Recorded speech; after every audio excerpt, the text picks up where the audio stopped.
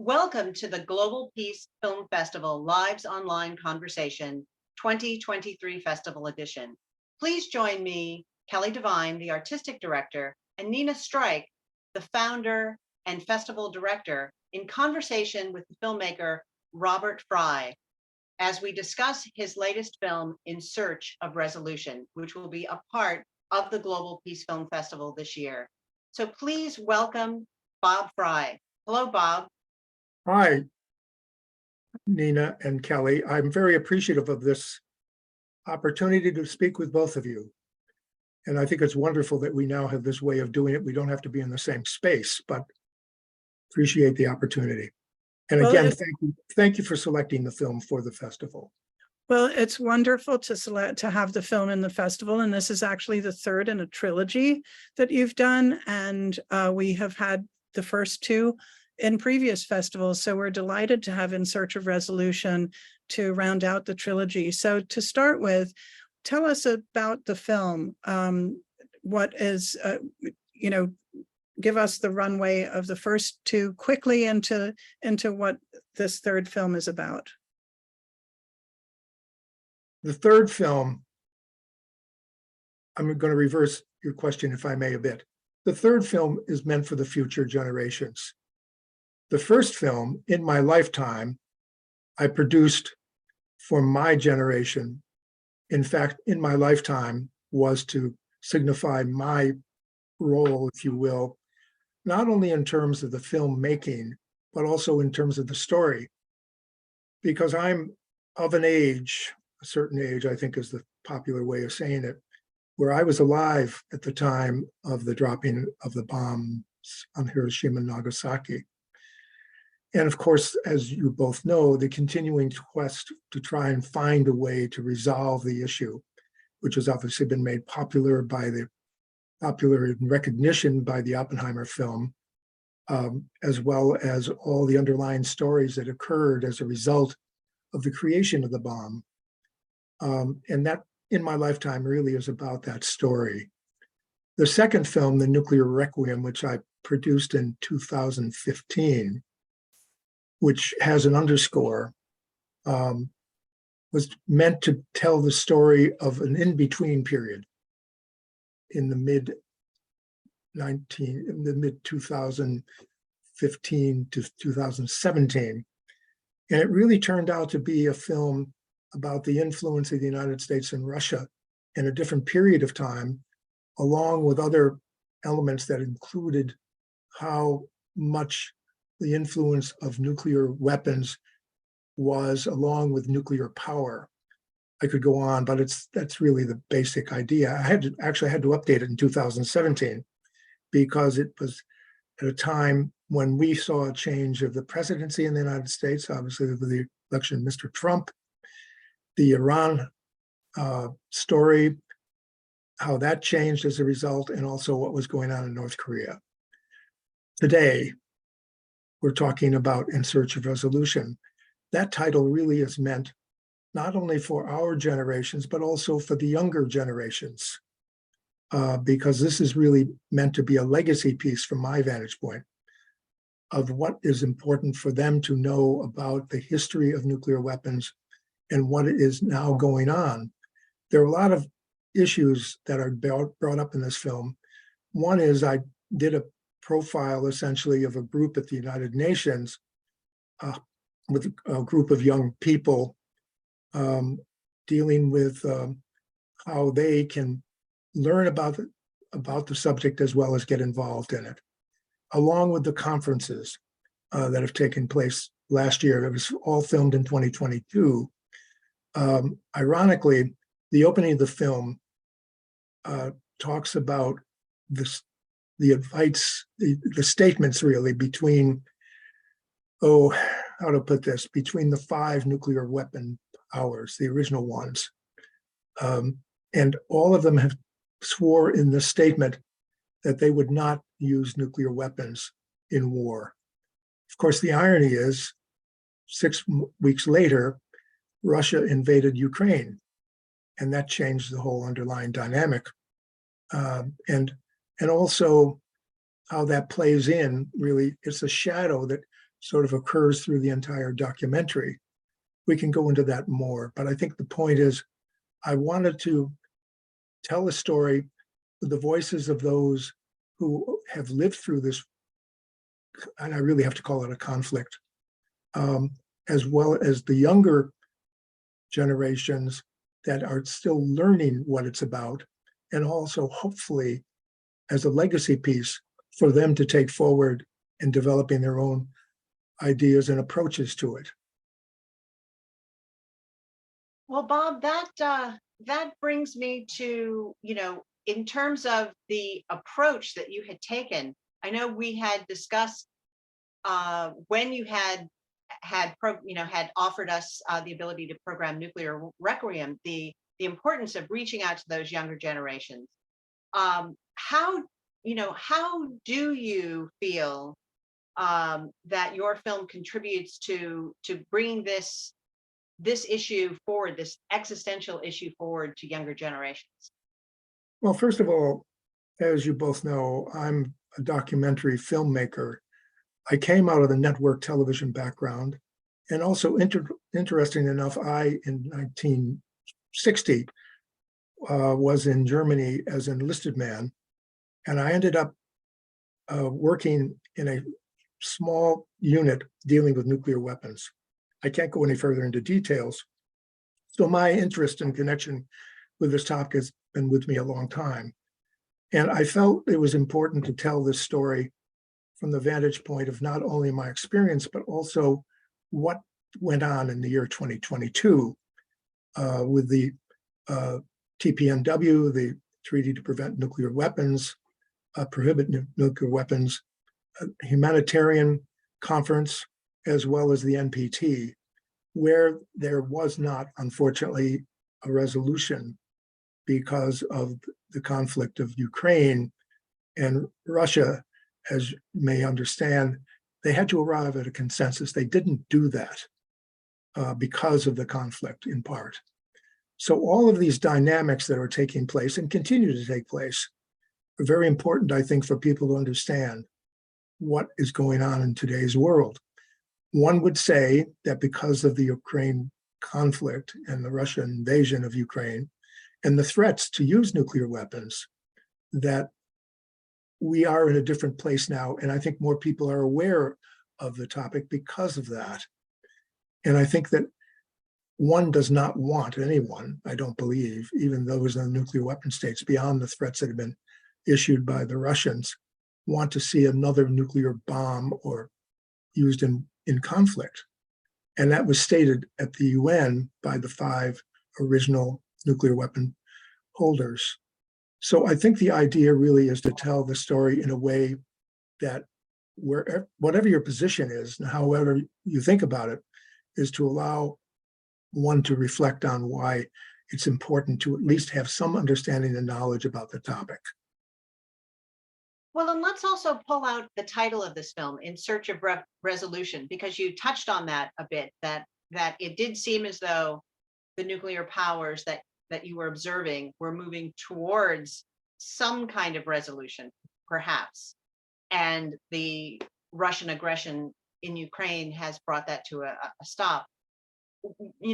I think what's really instructive for people watching the film is the chance to see what goes on behind the scenes. Oftentimes people only see the headlines, only see when some breakthrough, but they don't realize the work that's always being done under all the diplomatic work, all of the discussions that are going on among all of the different international institutions. So can you speak a little bit about the mechanisms, the institutions that are working towards this resolution? Well, as you both full well know, the treaties that have been in place, most of them are no longer in place, have been important in kind of defraying the conflicts. I think that what goes behind the scenes, I suppose I touched it a bit in this film. You can't really get totally behind the scenes, but one of the most things that I think is important is that there are ongoing dialogues. They're constant. And most of them never see the light of day. And people say, well, the NPT, what's important about the NPT is the fact that they're continuing to have conversations. Even with the 5 nuclear weapon states, the original 5, the other 4 are not in the NPT at the moment. That being North Korea, Israel, and India and Pakistan. But the other 5, the original 5, continue the dialogues, and even with the conflicts that have taken place over time. And I feel it's important to at least show that in a way that can help explain what is going on, quote, behind the scenes. And I feel also, we filmed in Vienna at the humanitarian conference. That was not simply, but it was meant to show the reality and the destructive nature of nuclear weapons and the possibilities of what could happen if any are ever used again in the world. And also the TPNW, I think was important to show. It was the first meeting of the TPNW. That's what's new in this dynamic, if you will, taking place around the world, that many nations have agreed to be members of the TPNW. And I feel that continues, that's their new initiative, if you will. How that plays out, one doesn't know, but the fact that it's there creates a whole new layer, if you will, of possibilities. The nuclear weapon states have not signed on to this treaty, but at least there is some hope that I think others will join as well. And I could go into the weeds on that, but I think really the underlying dynamic is there, not only for the present, but the future. And I feel that's really what's important for the younger generations to understand, that it's not all hopeless. And also the other thing is, I'm saying with this film, one does not have to go dig a bunker in the backyard necessarily if they feel so compelled to do it, because a lot of people say, well, we're having the biggest threat since the Cuban Missile Crisis. But then again, I was in Reykjavik when Reagan and Gorbachev met. And standing in that room, which is a very small room, and understanding how close, this is in 1986, how close they came to getting rid of nuclear weapons, it is kind of disheartening to realize that did not happen. And that story was told in the first film I did in my lifetime. And I felt it was important to take that forward, if you will. And why are we dealing with this topic today? Again, in search of resolution is really to show what is possible. Well, talking about what is possible, that is a central mission of the festival in terms of programming work to inspire people to think about what's possible, how we can move the world to become a more just, a more equitable place. And we often, hope that there's a specific model or something that people can take into their own lives. But other times, films, show us topics that are too big to take on for ourselves. I do, though, want to talk to you about the enormous and thorough resources that you have pulled together on your website. And if you could talk to people about, the usefulness of those and what you hope people will take away from your trilogy and from the work that you're doing on your website. Thank you for mentioning that. The website, thenuclearworld.org, I started actually at the very beginning of the project. I came out of a network news background where I was a researcher when I started my work back way before time. I won't get into the age, but the point is, I realized at that time how valuable research was for the work that I was doing, and then moved on and became a producer. And I feel that it's really a research tool. On the website, thenuclearworld.org, there is a place called the Connection Portal. And several organizations of many stripes are listed on there. I've received permission from all of them. In fact, I've gotten another note on another organization. They've agreed to join. So I think that that's there as a resource. These are all live sites, if you will, most of them are. So as the story continues to evolve, I mean, obviously the Bulletin of Atomic Scientists is one example. There are several ways one can go and explore the story, if you will, as it continues to evolve, as well as the history of it, which is with several people that are involved as writers or researchers or academics, along with the 3 films themselves. And that's really the purpose of the website as a research. So you've discussed the importance of young people getting involved, and you have told us about the film becoming available on public television. Can you talk about what more young people can do besides going to the website, which we'll have the website on our final title card, so people will be able to take that down, but also to tell people how they're going to be able to see In Search of Resolution in the next, soon, besides at the festival. Of course, we want you to come to the festival, but where else can people see the film, and what else can young people do? Well, at the moment, we're now speaking in August of 2023, coming up in preparation for the festival that takes place in September, the end of September. The exact dates are on your card. But the point is, I believe you're showing the film on the 23rd of September. There are 3 ways, actually there are 4 ways. On PBS, public television, American public television is the distributor of the film. And now it's making its way, as of August 1st, it's finding its way through the public television system, as well as I've been doing interviews. I've done interviews with public radio stations. There is a PBS.org is a streaming device. It's a whole thing that's changed since I started this project. Streaming has become very important.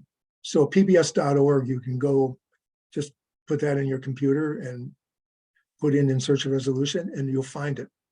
Don't have to wait for a particular station or a scheduled time. You want to watch it at 3 o'clock in the morning, it's available.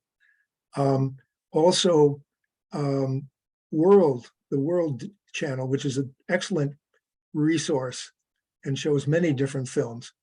They're going to be putting it on the air the end of September, I believe September 29th, in prime time, actually, across the country. So there are many stations that it'll be available on that resource. I also have a company in San Francisco called videoproject.org. They are distributing the film, and they, interestingly enough, have taken and created chapters for educational purposes. So that's there along with the other 2 films, videoproject.org. And finally, I decided I wanted to have the opportunity to show this internationally. There's a company called Off the Fence that is based in Amsterdam. They have the film as of this month, and people can get it through that. And also it's being marketed to television stations and networks around the world. Interestingly enough, China signed up for that on the last couple of films. I mean, since they've just started marketing, I can't give you any idea who will have it, but it's available. And I mean, occasionally I have gotten emails from people in different parts of the world. I just saw the film. So my plan was to be able to have it readily available wherever you are. And I've always been asked the question, well, who is this for? My answer is everyone. There is no limited to particular audience or age or culture. It's meant, in fact, I have, and I might do some of this with this film. I had translated into several languages, but now the newfangled devices, which I'm still trying to figure out, there are ways you can program any language watching the film. So all of these things are part of why I wanted to do it that way, combined with the website.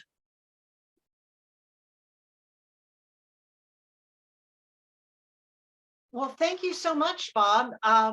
This has been a remarkable conversation as always with you, and we're so glad that you first sent that first film, because we really enjoyed taking this journey with us, and we've learned so much from you. So thank you for your contribution to this important topic. Thank you, Kelly, and thank you, Nina. Very good to be with you, and I wish you all the best with this upcoming festival in September. Thank you. And thank you to everyone who was watching. Please go to our website, peacefilmfest.org, so that you can check out the schedule for Bob's film, In Search of Resolution, as well as all of the other films that we will be playing in our live portion of our program, which begins September the 19th and runs through September the 23rd. Then we pick up in September 25th, running through October 1st, with our two virtual programs hosted on the Eventive platform and also on our own website, offering our free-for-all shorts. So please do join us again at our next Glow. Thank you so much.